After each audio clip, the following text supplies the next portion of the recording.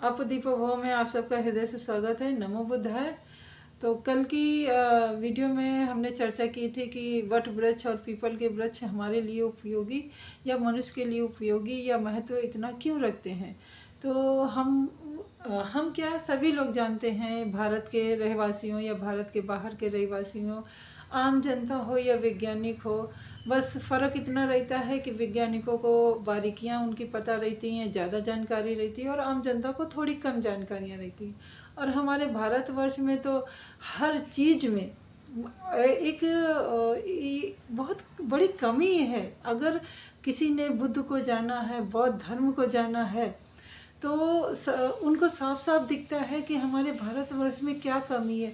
हर चीज़ को वो लोग देवी देवता से जोड़ लेते, हर चीज़ को वो धार्मिकता के रूप में देखते।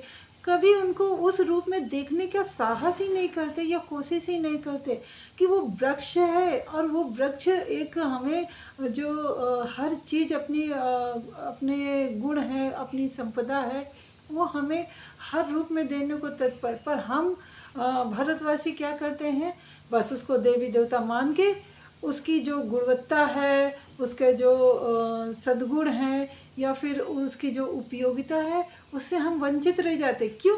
क्योंकि हम उसको देवी देवता मान के बस पूजते रहते हैं, और पूजने के चक्कर में उसका जो महत्व है हम भूल जाते हैं।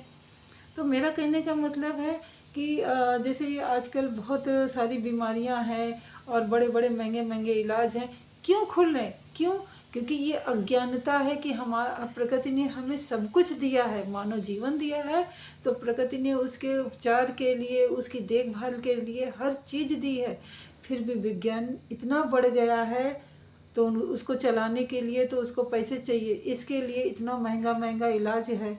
और महंगा इलाज इसलिए चलेगा क्योंकि जब तक आम जनता, आम इंसान अपनी प्रकृति संपदा से अनभिज्ञ रहेगी, जब तक उसके दिमाग में ये धार्मिकता का गुण रहेगा कि हर चीज़ में भगवान देखे, पेड़ पौधों में भगवान देखे, पत्थर में भगवान देखे, और उसको सिर्फ पूजे पूजे पूजे।